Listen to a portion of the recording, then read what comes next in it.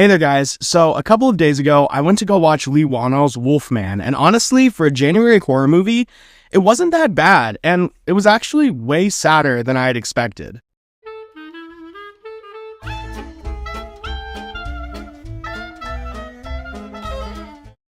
So Leigh Whannell is probably best known for his work on the Saw and Insidious movies, and honestly, that concerned me a little bit going into the Wolfman because while the original 3 Insidious movies are some of my favorite horror movies ever, I have never really been a fan of brutality and gore in movies, and so the Saw movies were never ones that I particularly enjoyed. But I am happy to report that this movie definitely leans more towards the direction of Insidious than Saw if I had to make that comparison.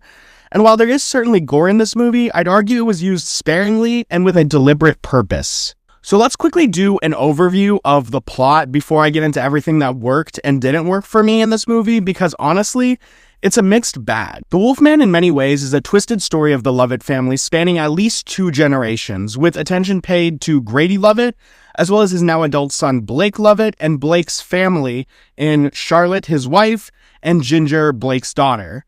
And Grady Lovett is a man who was living in the middle of the woods in Oregon, where a phenomenon called people with the face of the wolf is reported to happen. And Grady is this survivalist with his own host of issues, and he's trying to instill this survivalist lifestyle into his son Blake.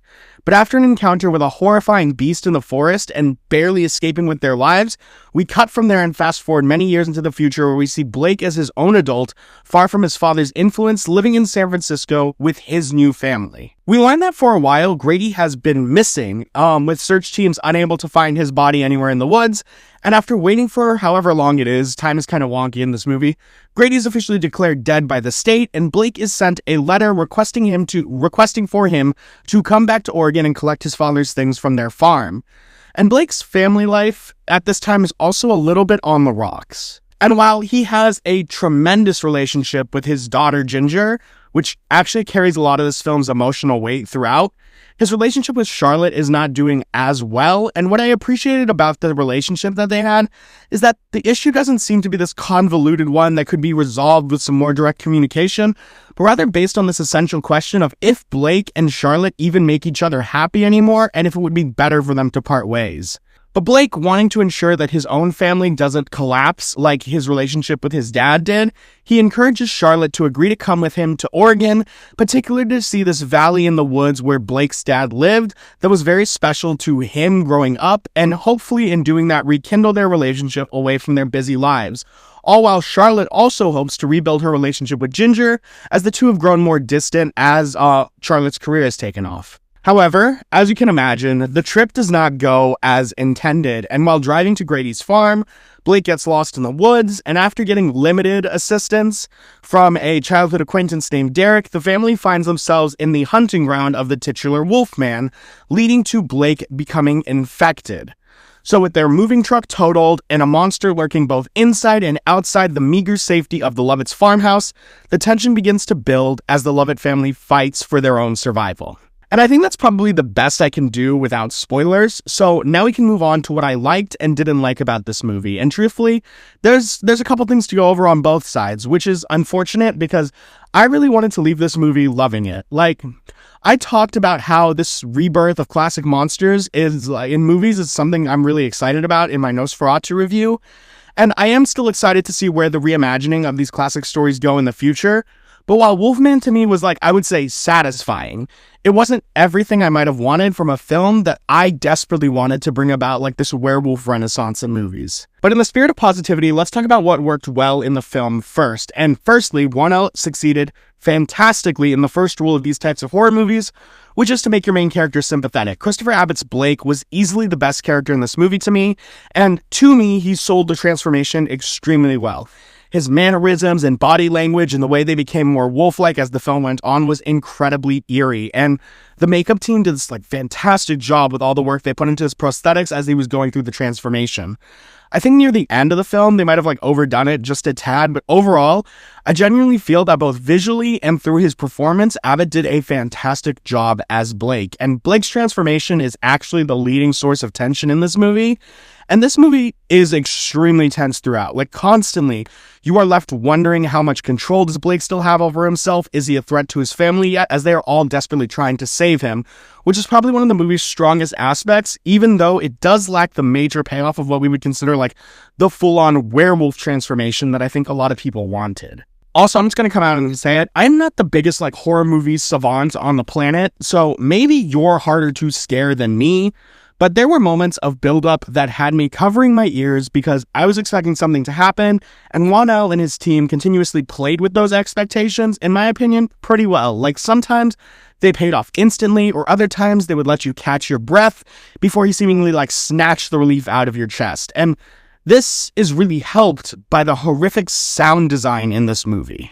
Something that's like pretty common in a lot of Whannell's films, and this was no different. And when that was combined with what I think was like the best visual element in this movie, which was the wolf vision perspective thing, those moments instantly became my favorite part of the movies. And while in some ways the wolf vision was used to create like moments of pure horror, like the barn scene, if you've ever watched this movie or you've gone and seen it since this, you know what I'm talking about when I say the barn scene.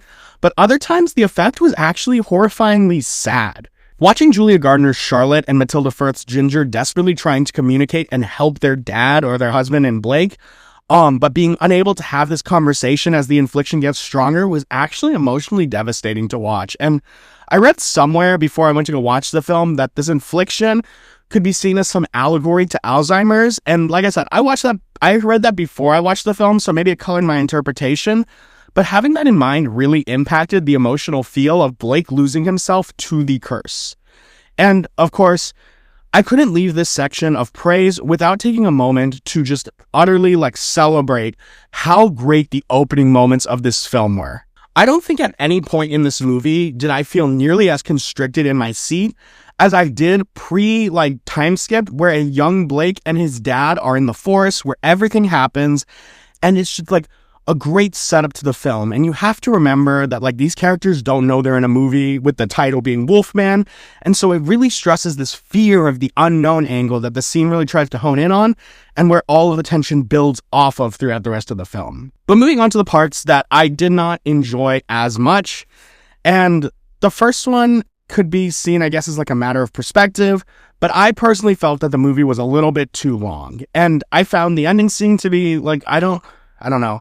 I don't want to say unnecessary, but like there was a moment where the movie could have ended, and I think I would have enjoyed that more. But like when I told my girlfriend that, who I went to go watch the movie with, she completely disagreed with that opinion. So I guess it's a matter of like how you want your movies to end. Me, I'm more okay with the with an ambiguous ending. But honestly, it's not the biggest deal in the world. It's just a little long. I think the issue with the runtime is actually from the lack of depth given to the infliction. At the start of the movie, we get this note about a legend from the native people who talk about a man with the face of the wolf, and like that's it.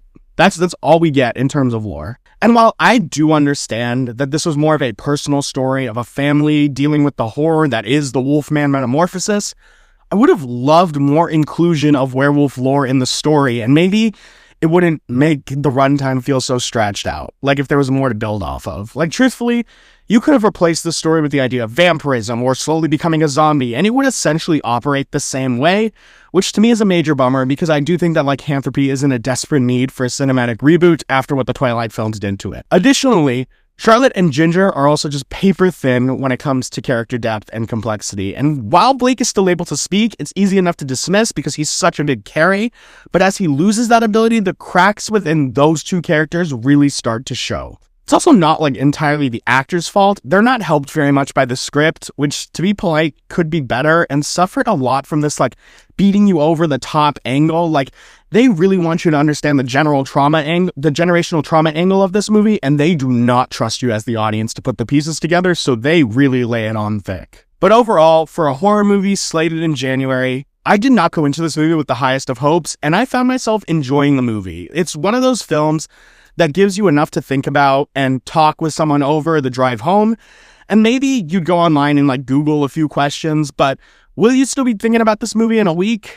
I think it's unlikely. But despite what the credits start with, I certainly did not think that this movie was an L, and truthfully, the audience score of 59% feels a bit low to me. If I were going to go by like Rotten Tomatoes standards, I'd probably have given this film like a 65%. It certainly wasn't everything I wanted out of a Wolfman film, but it was passing and maybe just like a notch beyond passable.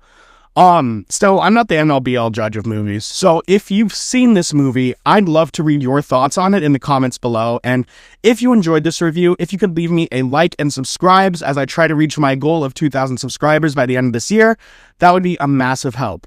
But of course, as always, thank you all so much for watching, and until next time, peace. And I just realized my screens went out behind me. Oh well, what can we do? Bye guys!